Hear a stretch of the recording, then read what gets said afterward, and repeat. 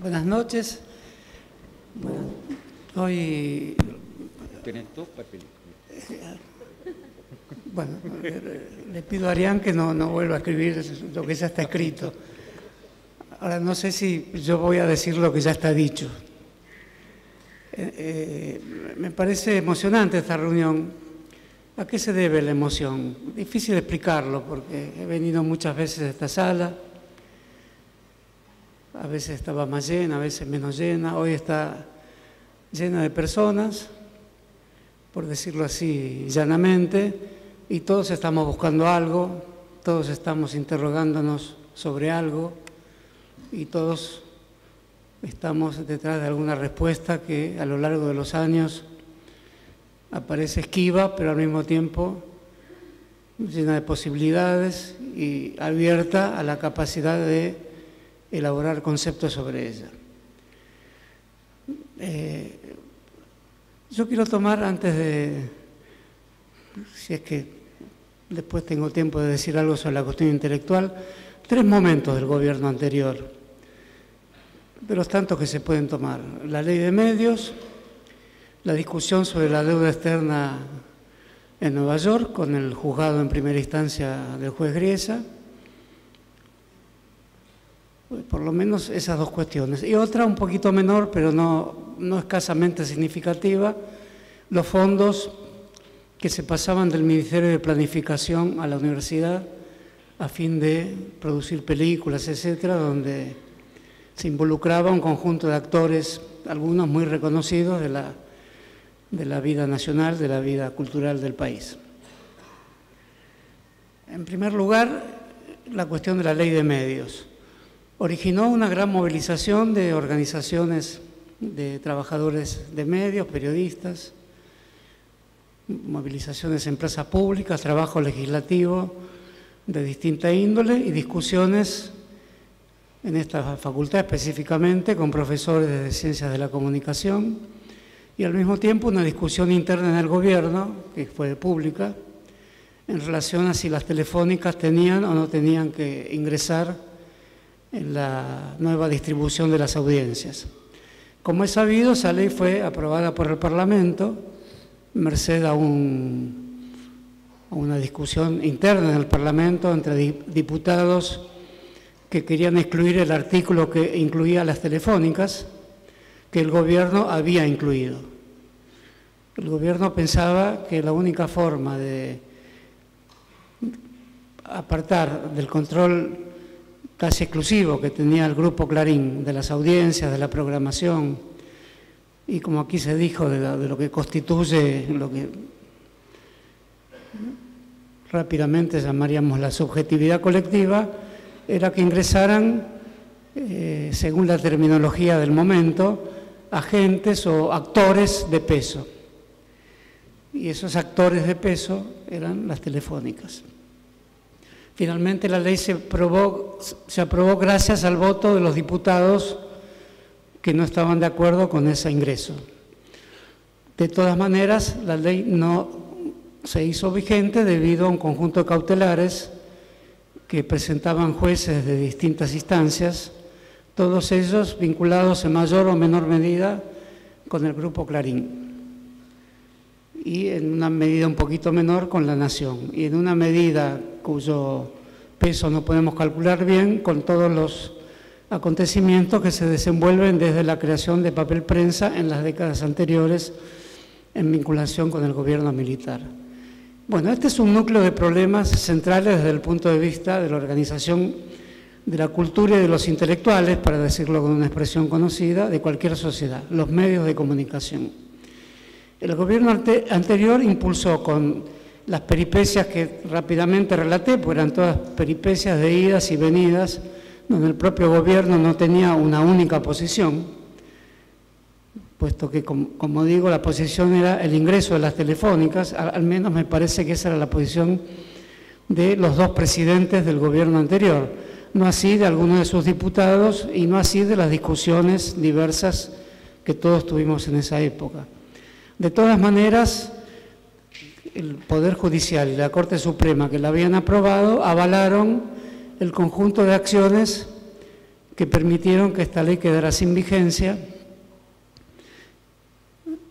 y que el Grupo Clarín, que estaba a punto de desmembrarse según regulaba la ley, con un tipo de desmembramiento que no parecía que iba a efectivizar ninguna división en serio de una gran empresa monopólica, evidentemente eso no pudo realizarse y la ley es una ley que quedó en la memoria de las movilizaciones argentinas, en la memoria social del país. Bueno, ese es un espacio sustancial para pensar qué es una posición de izquierda. ¿Cómo nos llamaríamos de izquierda frente a una peripecia de esta envergadura? Es decir, haber llegado hasta el umbral mismo de la aprobación de una ley fundamental y haberse preguntado si un gobierno de las características del gobierno anterior podía sostener el peso que tenía esa ley al desmembrar uno de los monopolios más importantes. Y también se puede preguntar qué tipo de posición de izquierda es la que avalaría sustentar que en la trama del capitalismo mundial, que nunca es fácil de describir en el estado en que hoy se presenta la situación del capitalismo mundial, los medios de comunicación aparecen como su vanguardia, como una suerte de efecto de plusvalía que es muy fácil relacionar con la vida de las empresas y la relación de las empresas con sus trabajadores, pero no es tan fácil relacionar con los cuadros informativos, con los horizontes culturales de una sociedad o con la forma con la que, para decirlo también llanamente, se generan las grandes hegemonías culturales. En ese sentido, hay una suerte de plusvalía comunicacional, como hay una suerte de plusvalía jurídica. Esa plusvalía comunicacional está en el mismo lenguaje de las comunicaciones. Entonces, me vuelvo a preguntar, ¿cuál sería una posición de izquierda? Y porque si se habla de banco de datos, si se habla de flujo de comunicaciones, si se habla de capital simbólico, como se habla en las ciencias sociales, si se habla de consumos culturales y si se habla de industria cultural, según un famoso concepto que ha transitado con distintas interpretaciones desde la década del 40 hasta hoy, es evidente que una nueva izquierda, o que una posición de izquierda, o que una ética de izquierda, debe tomar como una cuestión crucial este tema. Y al decir esto, no digo que no se lo haya tomado, digo que ahí teníamos todos muchas más posibilidades de coincidir en una gran transformación y presentar posiciones quizás hasta más drásticas y capaces de defender con más precisión una ley fundamental que sostenía un gobierno que tenía distintas posiciones sobre esa ley. El gobierno tenía posiciones que no están necesariamente vinculadas a lo que yo aquí estoy llamando ética de izquierda, que no es lo que sostiene una forma partidaria, sino es sí, como criticaba recién Eduardo, y yo lo voy a criticar menos, aunque entiendo la crítica, es más un testimonio, pero es un testimonio que tiene valor organizativo y cognoscitivo. Pienso así los testimonios. Por lo tanto, hay que preguntarse en el balance de las décadas que pasaron, un balance que está por hacerse sin duda, y balance que no necesariamente hay que hacerlo en términos favorables, pero hay que hacerlo en términos sensatamente críticos, y si estos fueran los términos, evidentemente, ahí teníamos una posición de izquierda ética con movilización de masas, que resultó frustrada, y no necesariamente porque el gobierno anterior no se haya empeñado en eso, es porque efectivamente no hubo acuerdo entre un conjunto de fuerzas políticas de la Argentina, cuya índole es una índole éticamente de izquierda, es decir, que no es una posición fija, que tiene un programa ya dado, sino que ante situaciones dramáticas actúa abriendo fronteras al futuro, abriendo fronteras a la justicia y abriendo fronteras al sentido igualitario del reparto de bienes. ¿Qué tipo de bienes serían estos? Puesto que no estoy usando una noción teológica de bienes. Son bienes culturales. Y si estos bienes culturales son al mismo tiempo bienes económicos, y si son al mismo tiempo bienes jurídicos, ¿no estamos ante la oportunidad de trazar un nuevo itinerario para definir qué es el capitalismo mundial hoy? El gobierno anterior estuvo a las puertas de anunciar este tema, pero no lo podía anunciar porque se definía por capitalista. Es obvio que su definición era un gobierno capitalista, capitalismo serio lo llamaba. Sobre esto podríamos iniciar o concluir o rematar con muchas discusiones. Evidentemente no era una buena definición para todo lo que estaba en juego. Como tampoco era un gobierno anticapitalista y tenía relaciones empresariales y construía empresas de distinto tipo, lo que ahí está en discusión, evidentemente esta discusión tiene que ser profundizada. Si lo queremos hacer en términos teóricos, y creo que esa es la ambición que tenemos todos aquí, reconstituyendo los términos de una gran teoría del capitalismo. Esa teoría del capitalismo debe tener en cuenta ahora que es efectivamente una teoría comunicacional. ¿De qué hablamos cuando hablamos de una posible izquierda comunicacional? Y soy consciente que estoy hablando en el seno de un acto que organiza un partido de izquierda interesado por los medios, que construye un diario, un interesante diario y una experiencia televisiva también interesante. Sobre esto, una posición de izquierda ética debe tener puntos cruciales, y si lo digo mejor, puntos dramáticos de crítica al modo en que se desarrolla la lógica comunicacional, digamos, la episteme comunicacional de Clarín, La Nación, de la televisión que vemos, que es lo que generó un sentido común, un sentido de masas, digamos, que apoya formas de control, formas de disciplinamiento que también describió Pía. Entonces esa es una interrogación fundamental para una izquierda ética. Digo izquierda ética porque sé perfectamente que no puedo avanzar más allá de eso en mi posición personal. Me gustaría decir un partido, un frente, y efectivamente quisiera eso, pero nada de eso se va a construir sin una izquierda ética que al mismo tiempo sea conceptual y examine con precisión todos los momentos atravesados en el más inmediato presente. Uno de ellos es ¿qué diría una posición de izquierda ética respecto al conjunto de lógicas comunicacionales que son coercitivas, que son disciplinadoras, que establecen nuevos modelos de consumo, nuevos modelos de comportamiento, que establecen nuevos modelos de conversación y finalmente atraviesan con una lengua única, pero de muchos matices, a toda la sociedad, de izquierda a derecha?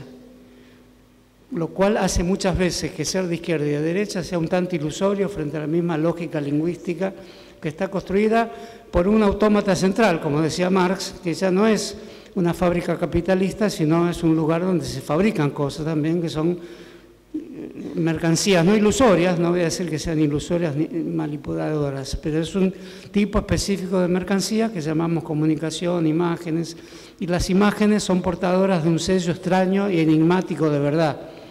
Imágenes de gente contando dólares, imágenes de un personaje con casco de guerra saliendo de un monasterio, e imágenes de un aeropuerto con un cuerpo que estalla y provoca la muerte de otras personas. Todo eso son las imágenes que tienen que tener una ética de izquierda para ser descifradas. La cuestión de los llamados fondos buitres, el nombre es bastante ilustrativo, los nombres los ponen los medios, también esos nombres, en este momento alguien que tuvo mucho que ver con esas funciones del capital que se pueden llamar de otra manera, es decir, tenedores externos de la deuda, de los cupos de la deuda argentina. Bueno, un personaje que los tenía y que es argentino decía que no hay que llamarlos fondos buitres. Pues bien, no los llamemos fondos buitres. ¿Cómo hay que llamarlos entonces? Y las acciones del gobierno en ese sentido, en especial la del ministro Kicillof, ¿cómo la debemos juzgar? ¿Cómo se podría haber hecho de otra manera? Por supuesto había muchas otras maneras, muchos diputados de izquierda formularon otras maneras. Si yo mismo me hubiera puesto a pensar en términos económicos, quizá hubiera pensado en otras maneras que en ese momento, tal como las desarrollaba el ministro de Economía de aquel momento, me parecían también un tanto complacientes, pero visto las que se desarrollaron hoy, evidentemente de las anteriores podemos decir lo siguiente: no tenían el mismo punto de vista que tenían los tenedores de la deuda. Ahora sí se tiene el mismo punto de vista de los tenedores de la deuda. Una ética de izquierda debe saber distinguir esa diferencia. Una ética de izquierda es así llamada esta noche por mí, disculpen que no me considero inventor de ningún concepto, pero es una lógica capaz de definir esas pequeñas diferencias. Es posible que a partir de la capacidad de distinguir la pequeña diferencia que tenía el tratamiento anterior de la deuda, que no era desde el punto de vista del juez Griesa, y sí ahora, que es se trató muy rápidamente porque era desde el punto de vista del juez Griesa.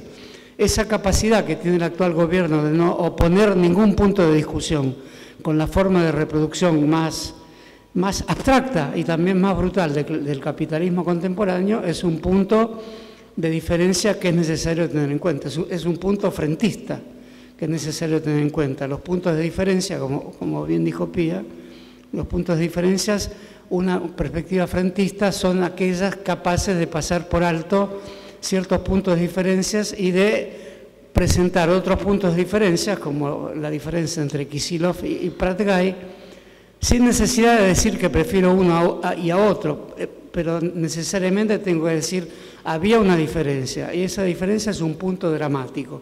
Y una ética de izquierda es una ética de izquierda dramática, tiene la dramaticidad de la historia.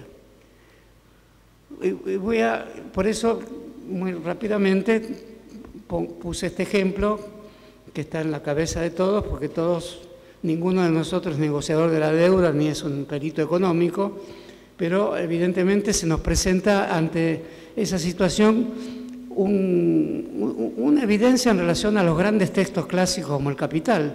Todo el Capital está escrito en la legalidad, no hay una noción, me parece, debería volver a leerlo como todos nosotros, pero no hay una noción de que el capitalismo se reproduce con una lógica de ilegalidad permanente, una lógica de servicio secreto, una lógica de espionaje y contraespionaje.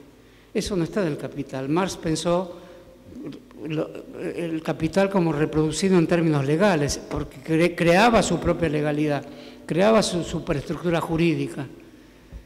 Bueno, hoy hay una superestructura jurídica que opera en la legalidad y en la ilegalidad al mismo tiempo, y no hay reproducción capitalista bajo el signo de la legalidad necesariamente. La hay necesariamente bajo el doble signo de lo legal y de lo ilegal. Y esa ilegalidad le cabe para los episodios que estamos viendo en términos de lo que se llama corrupción de Estado y los que estamos viendo en términos de lo que se llama paraísos fiscales, etc. Todos nombres fantásticos, nombres de fantasías que la teoría, ¿qué efecto tiene? Rebajar un poco la fantasía, aunque las teorías tienen que tener un rasgo utópico también. Pero las teorías rebajan la fantasía y constituyen un pensamiento crítico capaz de movilizar y movilizarnos. Y eso lo considero una tarea intelectual. Por eso es necesario pensar el estado real del capitalismo y bajo el signo de la ilegalidad. Y el tercer punto que quería analizar rápidamente era lo que en el Ministerio de Planificación se llamó BACUA, que ignoro bien qué dicen las siglas, que es Banco de Imágenes, etcétera, que introduce un tema que también tiene que tener una ética de izquierda para ser analizado. No vi ningún gran análisis de ese tema. Veo el modo en que hoy lo ataca un ministro del actual gobierno, atacándolo por la vía de atacar a los actores que fueron beneficiados con subsidios y demás, todos actores conocidos, porque el debate se está haciendo también a través de rostros, de figuras, de cómo se constituyen esa identidad que llamamos las identidades de actores, la identidad Hamlet, digamos. ¿Quiénes son los Hamlet de este momento? Bueno, el BACUA consistía en un financiamiento tercerizado con la universidad, en este caso de 3 de febrero. Eso supone la industria cultural. Bajo el BACUA, que yo sepa, se han hecho importantes películas que no fueron estrenadas ni fueron dadas en ningún lado, y eso era evidentemente una deficiencia de ese programa, si se quiere una deficiencia grave o importante. Al mismo tiempo, una percepción más aguda de lo que pasaba ahí debería, en vez de calificar tan rápidamente como el Estado invirtiendo un dinero indebido en industria cultural, deberíamos ingresar más decididamente al tema de a qué llamamos hoy industria cultural, qué produce hoy la televisión y la televisión de masas, qué se lee hoy, cuál es el cuerpo lectural que tiene una sociedad. Y todo eso tiene que ser motivo nuevamente del examen de una izquierda crítica o de una ética de izquierda, porque efectivamente no podemos ser de izquierda si hablamos como Clarín y no podemos ser de izquierda si hablamos como La Nación. Y al mismo tiempo es cierto que la izquierda clásica formula permanentemente temas que toman tanto Clarín como La Nación. Eso también es cierto. Y también es cierto, es muy cierto que si se nos dice kirchneristas, tomamos un montón de temas de la izquierda Y es absolutamente cierto, me parece, que llamarse de izquierda es tomar muchos temas del kirchnerismo, porque bien vistas las cosas de este modo, de este horizonte de problemas que creó el gobierno anterior, con los temas irrealizados, con todo lo que puede proveer un vasto elenco de cuestiones a ser duramente criticadas, y con todo lo que puede al mismo tiempo proveer un conjunto de elaboraciones sobre todo aquello a lo que se llegó en el mismo umbral de lo que hubiera sido un procedimiento constitutivo de fórmulas más tajantes de igualdad, de solidaridad, de justicia. Todo eso es un enorme capital de interrogantes. Yo diría que ser de izquierda hoy en este momento es tener las preguntas correctas sobre los fracasos políticos de la memoria, que están inscritos en la memoria popular hoy. Y en ese sentido, analizar con más precisión qué es el capitalismo hoy y qué eran estos fondos llamados buitres que pueden inmovilizar a un Estado. ¿Cómo se puede inmovilizar un Estado? ¿Quiénes son esos militantes? Porque hoy, de algún modo, está bajo discusión la cuestión militante. Y con esto quisiera decir una breve reflexión sobre qué es un militante hoy. Evidentemente un militante no es un mero efecto de la razón crítica. Un militante tiene algo más que es lo que no sabe definir de sí mismo. Una carga de utopía, una duda sobre sí mismo que nunca se perfila con claridad, pero tiene que existir. Porque si no, no estaríamos todo el día quejándonos de personas que fueron de izquierda hace 30 años y ahora son de derecha, etcétera. Esas mutaciones son mutaciones que no son de los otros, son mutaciones que de alguna manera, si las preguntamos, estamos inquiriendo sobre las probabilidades que tengamos nosotros de ser otros respecto a lo que somos. Entonces, como nadie está defendiendo una coherencia absoluta, porque nos adecuamos en la medida de lo posible a distintos momentos de la vida histórica, es evidente que una postulación de una memoria crítica que teja una continuidad en el yo político de todos nosotros es necesaria. Y esa necesidad de cierta coherencia es evidente que corresponde a una forma de la militancia, que es una militancia con cierto grado de utopía, con cierta forma, con cierta alusión a lo ético, que no es el portarse bien ni ser moralista, sino es preguntarse sobre sí mismo. Una militancia con autoconciencia es una militancia que propende a una ética de izquierda. Y después están también los militantes de la derecha. La derecha es muy activa hoy. El militante de la derecha se llama meritocrático, se llama gerente, se ponen distintos nombres, tienen nombres. Son militantes con los que tenemos que confrontar. Son nuevas militancias, además, que aprenden del mundo contemporáneo. Muchos han aprendido en los 60, muchos han militado en las fuerzas más concluyentes de los años 60 y 70, muchos, y algunos son ministros. Entonces, eso no puede ignorarse en nuestras preguntas. Esas preguntas, me extraña que Eduardo haya criticado la cuestión testimonial y después citado a Kierkegaard, porque si no hubiera citado a Kierkegaard, todo bien, pero la cuestión testimonial es importante. La cuestión testimonial no es solamente para los intelectuales, la cuestión testimonial es para los militantes. No hay militancia práctica, no hay lucha social y política, no hay organización en la puerta de fábrica. Hoy el Chipi decía que venía de una fábrica y tiene en la mano un testimonio de haber estado en la puerta de fábrica. Bueno, para mí, yo no hago lo que hace el Chipi, lo digo con entero respeto. Lo que hace el Chipi para mí es una fuerte militancia y también testimonial. No lo veo de otra manera. Por eso me permite venir aquí. Y veo otro tipo de militancia, que es la que no hacemos y la que nos asusta. Y la que nos preguntamos si tenemos algo que ver, que es la militancia sacrificial, a la que Eduardo se refirió también. Claro que no estamos de acuerdo con la militancia sacrificial. Ahora, ¿la llamamos militancia? ¿Cómo llamamos a esas 5.000 personas que se dice que están inscritas en el Estado Islámico y pertenecían a la izquierda europea, desalentados por las performances de Syriza, de Podemos, que son las izquierdas posibles democráticas, los socialdemócratas más o menos autonomistas una Europa donde tenemos los hooligans que vuelcan una elección en Inglaterra, partidos desconectados con la vida social que ganan importantes ciudades italianas. Entonces, evidentemente, por un lado podemos decir, es la respuesta a la incapacidad europea que es la sede de la memoria revolucionaria del siglo XIX y siglo XX, de generar efectivamente la restitución de esa memoria revolucionaria. Podemos pensar que Europa está en condiciones inhábiles para restituir esa memoria revolucionaria, pero al mismo tiempo no podemos aceptar la militancia sacrificial. Algo tiene que surgir de Latinoamérica, algún balbuceo, algún arañazo, tomo la palabra de Pía, algún arañazo tiene que inspirarnos para que no sean solo arañazos. Entonces, es evidente que el militante sacrificial, a diferencia del militante de los 70, que no temía morir, algunos temían morir, otros temían o temíamos morir, pero no estaban destinados a justificarse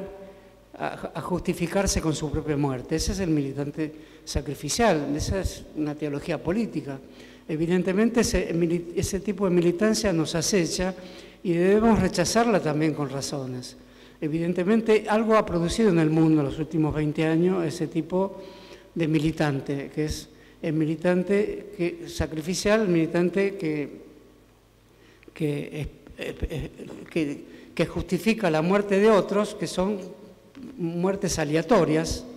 Las militancias designadas como tales para afectar a otros no lo hacían aleatoriamente, eso es una gran diferencia. La muerte aleatoria es la muerte de un pasajero de un avión, de una persona que está sacando un boleto de tren y del que pasaba por ahí. Bueno, ese tipo de militancia inmolatoria, digamos mejor, evidentemente no es la tradición de la militancia que hay en nuestro país y que hay en Latinoamérica. Yo confío en esa militancia con una ética de izquierda, capaz de recoger todas las herencias que son múltiples, capaz de generar partidos políticos que se abran a una meditación que no excluyo lo testimonial y que sea hondamente vinculada con el conflicto social y que lo recree imaginativamente a la luz de lo que son las culturas contemporáneas. Como dije, basadas en fuertes industrias culturales coercitivas, no la publicación de un centro de estudiantes, sino grandes producciones que de algún modo caracterizan lo que llamamos hoy con una palabra que hay que cambiar porque no es parcial, la globalización, no dice demasiado ya. Lo que tenemos que constituir es cómo es la forma reproductiva, simbólica y material de este neocapitalismo al que se le dieron algunos arañazos y se los dieron en muchos sentidos sin percibir hasta qué punto se avanzaba y en otros sentidos erradamente, pero eso hay que analizarlo bien porque de alguna manera eso constituye la posibilidad de constituir un conjunto de tesis nuevas sobre este neocapitalismo y examinar con más atención la experiencia de gobiernos neodesarrollistas como fue el anterior, como también fue el de Chávez, como también es el de Evo Morales en Bolivia. ¿Cómo lo vamos a analizar? Ahí propongo un problema también para la ética de izquierda. Analizar lo anterior se hace dificultoso por el modo narrativo que adquirieron los acontecimientos. Es decir, es un tipo de narración gótica, con bóvedas, etc. Es un tipo de narración que cuando interviene en la política, de algún modo la destroza y la lleva por caminos a los que no sabemos responder atinadamente, salvo el repudio inmediato a ese tipo de acontecimientos.